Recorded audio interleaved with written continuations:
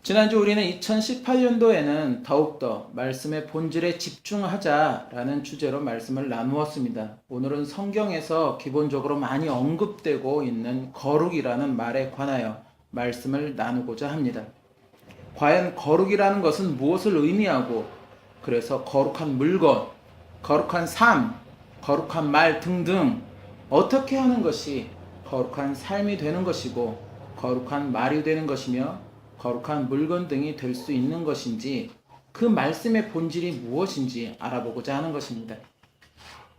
하나님이 천지 창조를 하시고 일곱 번째 날을 복주시어 거룩하게 하셨다는 말씀을 시작으로 하여서 신구약 전체 대략 450회 이상 거룩이라는 단어가 언급되고 있다는 것입니다. 하나님이 계시는 곳은 거룩한 곳이니 신을 벗어라. 하나님께 드리는 예물이나 제물은 거룩한 것으로 드려야 한다. 하나님께 드리는 제사도 거룩하게 드려야 한다. 그리고 제사를 담당하는 제사장이 입는 옷도 거룩하게 지어야 하고, 그들에게 기름을 부어 거룩하게 하여 직분을 수행하게 하라. 그리고 오늘 본문의 말씀처럼 하나님이 거룩하시니 하나님의 백성이라고 하는 우리도 거룩해야 한다고 말씀하고 있습니다. 이처럼 하나님과 관련된 모든 것들이 다 거룩해야 한다고 성경은 말씀하고 있습니다. 그리고 우리는 교회에서 늘상 거룩을 말하고 있습니다. 그렇다면 우리가 드리는 예물, 우리가 드리는 예배, 우리가 드리는 찬양, 그리고 우리의 말과 행동의 삶들이 그렇다면 과연 거룩한가 하는 것입니다. 하나님을 믿는 우리 그리스도인들, 하나님의 백성이고 자녀라고 자처하고 있는 우리의 모습이 과연 거룩한 삶을 살고 있는가 하는 것입니다. 늘상 입으로는, 말로는 거룩을 이야기하고 있는데 우리가 드리는 예물이 거룩하지 못하고, 또 우리가 드리는 예배가 거룩하지 못하고 우리의 삶이 거룩하지 못한 삶이라면 왜 그런가 하는 것입니다.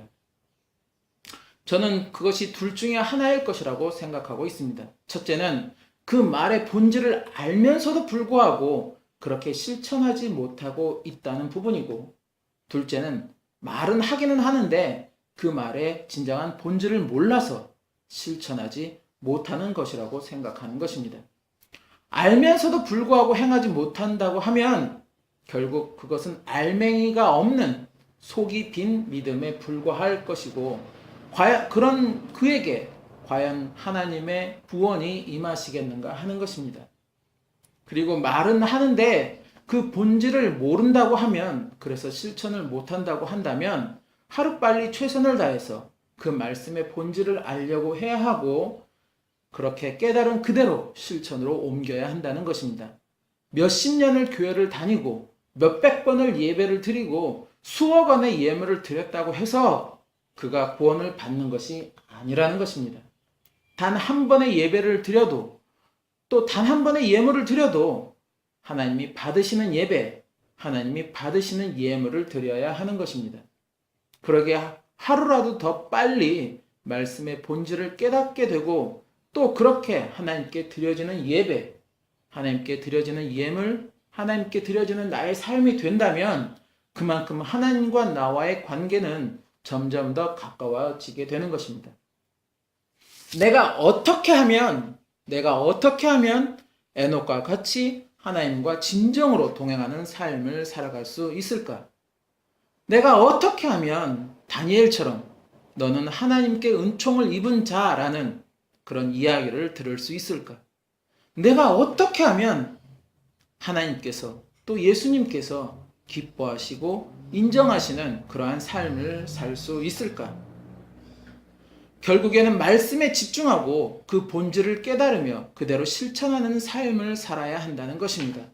왜냐하면 요한복음에 말씀이 육신이 되신 분이 바로 예수님이고, 그 말씀이 태초에 하나님과 함께 하셨고, 그 말씀이 결국에 우리의 생명의 빛이 되신다고 말씀하고 있기 때문에 우리는 말씀에 집중하고 본질을 깨달으며 그 본질에 순종해야 하는 것입니다. 그것이 바로 우리 생명의 빛이 되시는 예수님이 원하시는 삶이고 기뻐하시는 삶이며 결국에 진정으로 동행하는 삶이 되는 것입니다. 그런 자를 하나님은 기뻐하신다고 하셨고 하나님의 직권으로 하나님의 자녀가 되는 권세를 주신다고 하셨으며 하나님의 자녀가 된다는 것은 결국에 구원의 은총을 받은 사람이 되었다는 큰 영광과 기쁨을 누리게 된다는 것입니다. 다시 오늘 본문으로 들어가 거룩하다는 진정한 의미를 우리가 살펴보게 되면 한글 사전에 보면 성스럽고 위대하다 또는 뜻이 매우 높고 위대하다라는 의미라고 이야기하고 있는데 이것을 다시 영어로 보면 홀리, 즉 신성하다라는 의미를 가지고 있다고 합니다. 그리고 원래 원문이나 영어 성경에는 각각 다른 단어들이 사용되어지는 경우들이 있는데 그때도 한글 성경에는 보편적으로 거룩이라는 단어로 대신하고 있다는 것입니다. 보편적으로 구별하다, 깨끗하게 되다 또는 죄악이 없어지다 등등의 의미의 거룩이라는 단어를 사용하고 있습니다만 결국에 죄악으로부터 완전히 분리된 형태의 의미의 거룩이라는 단어를 사용하고 있는 것입니다. 홀리, 홀리네스의 뜻인 신성한, 신성이라는 말 역시도 함부로 가까이 할 수 없을 만큼 아주 고상하고 순결하다는 의미를 가지고 있는 말입니다. 결국에 거룩하다라는 그 말의 본질은 죄악됨이 없는 아주 순결하다라는 의미를 가진다는 것입니다.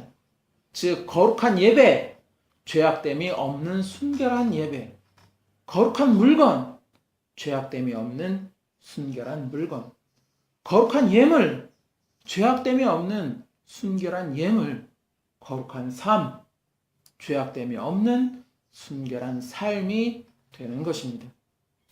하나님의 속성 중에 가장 중심이 되는 성품이 있다면 그것은 바로 거룩이라는 속성입니다. 즉 하나님은 죄악됨이 없으신 아주 고상하고 순결한 성품을 가지신 분이시라는 것입니다. 그래서 하나님은 죄를 미워하신다고 성경은 우리에게 말씀하고 있습니다.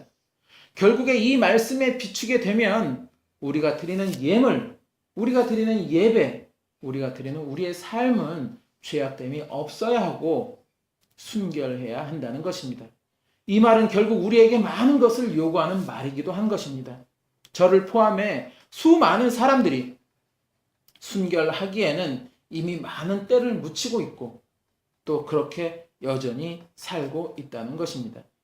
그래서 거룩한 삶은 우리에게, 특별히 내 자신에게 더욱더 엄격한 잣대를 대고 살아야 하는 삶인 것입니다.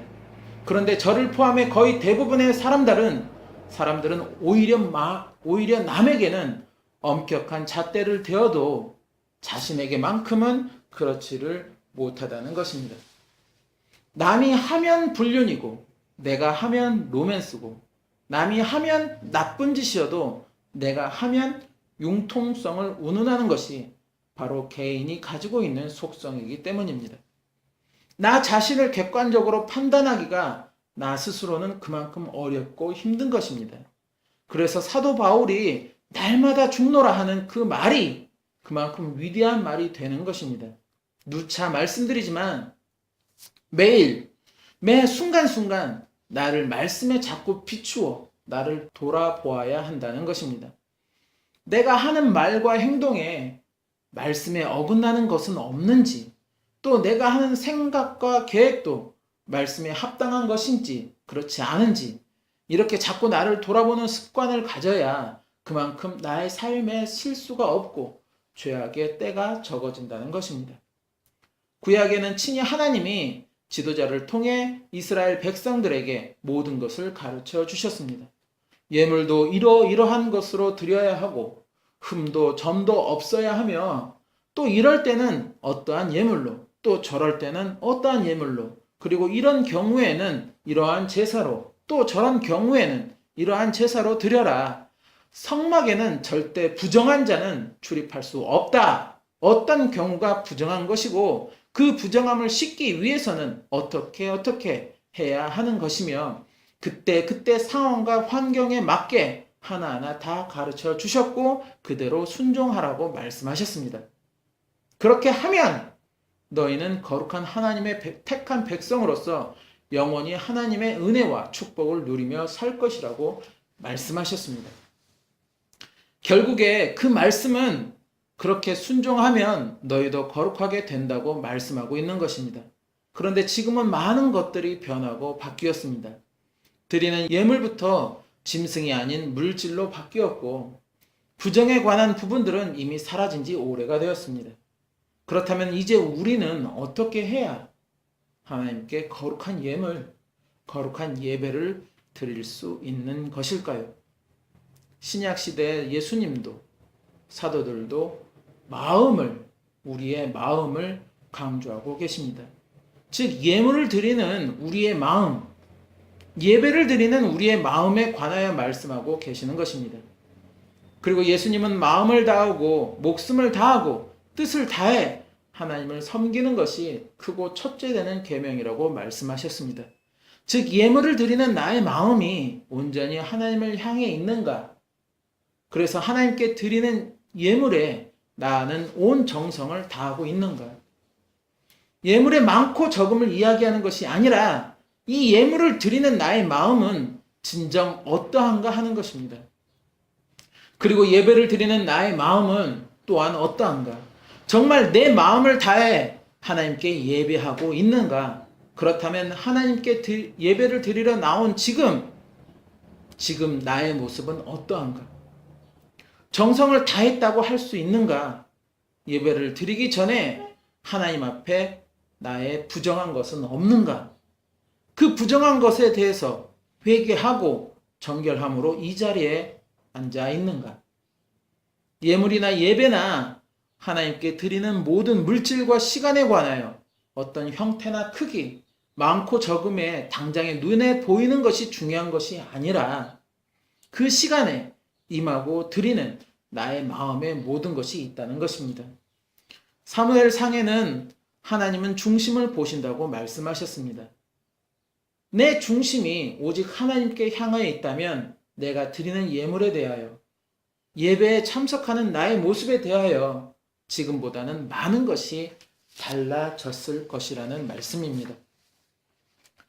베드로는 오늘 본문을 통해 성도들에게 거룩해야 함을 강조하고 있습니다.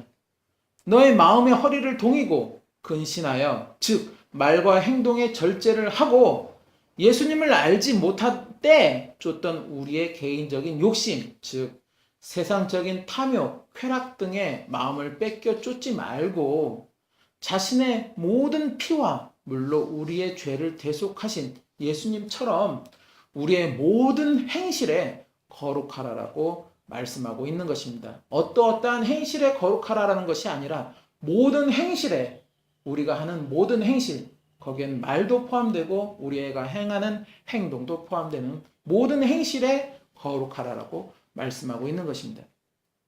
그러면서 구약 레위기에서와 동일한 말씀으로 하나님이 거룩하고 또 예수 그리스도가 거룩하니 그를 믿고 따르는 우리도 거룩하라라고 다시 한번 더 강조하고 있습니다.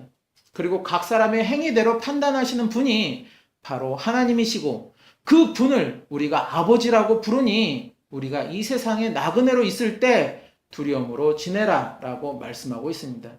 이 세상에서의 우리의 삶은 잠깐에 스쳐가는 그런 나그네 삶인 것입니다. 진시 황제가 그렇게 영원한 삶을 꿈꾸며 온갖 것들을 먹고 노력을 하였어도 결국에 그도 죽었습니다. 성경에 가장 오래 살았다고 하는 무드셀라 역시도 결국에는 죽었습니다. 결국에 이 세상에서의 삶은 누구에게나 그것이 길던 짧던 정해진 시간을 머물다 가는 나그네 인생들인 것입니다. 그리고 나그네 인생이 끝이 나면 이제 우리 앞에는 영원한 삶이 남아있게 되는 것입니다. 그 영원한 삶이 축복의 삶이 될지 고통의 삶이 될지는 이제 이 세상에서의 나그네 삶에서 결정이 된다는 것입니다. 많은 사람들이 이 세상에서의 삶이 아직 오래 남았다고 착각들을 하고 살아갑니다. 100세 시대를 맞이하였다고 과학 문명의 발달로 사람 수명이 늘게 되었다고 좋아들 하여도 결국에 시간은 흘러가고 언젠가 우리는 마지막 시간을 맞이하게 되는 순간이 오게 된다는 것입니다. 그리고 또 한 가지는 죽게는 하루가 천년 같고 천년이 하루 같은 이 한 가지를 잊지 말라고 오늘 본문의 기자인 베드로는 또한 얘기하고 있습니다. 결국 주님의 하루도 살지 못하는 우리네 이 세상의 나그네 인생인 것입니다. 하나님을 두려워하는 마음이 나에게 있으면 나의 사소한 말과 행동에도 항상 조심스러울 것입니다. 이 시간 나의 일거수일투족, 심지어 나의 마음까지 감찰하시는 하나님이 진정으로 믿어진다고 하면 나의 모든 것이 지금보다는 좀 더 달라지게 될 것입니다. 어려울 수 있습니다. 불편할 수 있습니다. 속박당하는 것 같아 싫어질 수 있습니다. 그렇지만 하나님의 은혜를 원하시고 구원을 원하신다면 감수해야 하는 것입니다. 예수님은 그래서 좁은 문으로 들어가야 한다고 말씀하셨습니다. 가는 길도 좋고 쉬운 그 넓은 문은 많은 사람들이 가지만 결국에는 멸망으로 인도되는 문이고, 가는 사람들도 적고 길도 협착해서 좋지도 못하고 가기도 험난하겠지만 결국에 그 길이 생명으로 인도하는 문이 된다는 것을 말씀하셨습니다. 어느 문으로 어느 길로 향할지는 이제 우리의 선택의 몫인 것입니다. 분명히 하나님은 또 예수님은 우리에게 하나님의 백성이 되는 길과 방법 등을 말씀을 통해 제시하여 주셨습니다. 그러나 무엇을 선택하는가는 우리의 몫으로 남겨두셨습니다. 결국에 거룩함의 진정한 본질은 하나님을 향한, 또 예수 그리스도를 향한 나의 오직 한 마음을 말씀하고 있습니다. 그리고 그 마음은 하나님을 두려워하는 마음이어야 하는 것입니다. 하나님은 사랑의 하나님이십니다. 그러나 공의의 하나님이시기도 한 것을 우리는 절대 잊어서는 안 되는 것입니다. 지금 하나님의 사랑만이 너무 강조된 나머지 교회들에게서도, 성도들의 삶 가운데서도, 심지어 말씀을 전하고 인도하는 목회자들에게서도 방종이 넘쳐나는 결과를 초래하고 있는 것입니다. 하나님을 두려워하였다면 지금 일어나고 있는 수많은 문제들이 과연 일어났겠는가 하는 것입니다. 말씀을 전하는 저 역시도 말씀을 전하면서 참으로 큰 두려움을 느낍니다. 왜냐하면 이 말씀을 전하면서 제 마음에 찔리는 부분들이 있기 때문입니다. 우리는 이제 회개하고 고쳐야 합니다. 하나님께 그동안 나의 방종에 대해 용서를 구하고 다시는 똑같은 실수를 하지 말아야 하는 것입니다. 그것이 올바른 회개인 것입니다. 2018년도 올해는 우리 모두가 이렇게 거룩한 삶으로 변화되기를 진정으로 소망합니다. 거룩이라는 속성이 하나님의 가장 중심적인 속성이라면 하나님의 백성이라고 이야기하는 우리 역시도 이 거룩함이 중심적인 속성이 되어야 하는 것입니다. 내가 아무리 하나님의 자녀요, 백성이라고 떠들어 봐야 나에게 이 속성이 중심적이지 않으면 하나님은 나를 모른다고 하신다는 것입니다. 따라서 우리는 올 한 해를 거룩한 삶으로의 변화를 목표 삼아 사소한 말과 행동이라도 항상 하나님을 두려워하는 마음을 먼저 갖고 행하는 우리의 삶이 되시기를 소망합니다. 그리고 그 거룩함으로 드리는 우리의 예배가 되어서 우리가 드리는 예물이 하나님께 기쁘게 연락이 되고, 또 우리가 드리는 이 예배와 찬양이 하나님께 온전히 영광이 되는 그러한 예배와 찬양이 되시기를 또한 소망합니다. 그리고 고린도 전서에는 믿지 아니하는 남편이나 아내가 믿음을 가진 남편과 아내로 인하여 같이 거룩하게 될 수 있다고 말씀하고 있습니다. 즉, 나의 그러한 삶을 통해서 내 가족들과 내 이웃들이 같이 거룩한 삶으로 변화될 수 있다는 말씀인 것입니다. 이러한 삶이 결국에 우리가 바라는 삶인 것입니다. 우리를 통해 우리의 가족들이, 우리의 이웃들이 복음으로 하나 되는 삶. 그러기 위해서는 내가 먼저, 남이 먼저가 아니라 내가 먼저 변화되어야 하고, 내가 먼저 거룩한 삶이 되어야 하는 것입니다. 때로는 나 혼자 힘으로는 어렵습니다. 그래서 우리의 중보 기도가 필요하고 성령의 도우심을 우리는 항상 간구해야 하는 것입니다. 그래야 사도 바울과 같이 날마다 나를 죽일 수 있는 것입니다. 올 한 해 우리 모두가 거룩한 삶이요 예배로 충만하여서 한 해의 끝자락에 후회가 남지 않는 시간을 맞이하시기를 예수님의 이름으로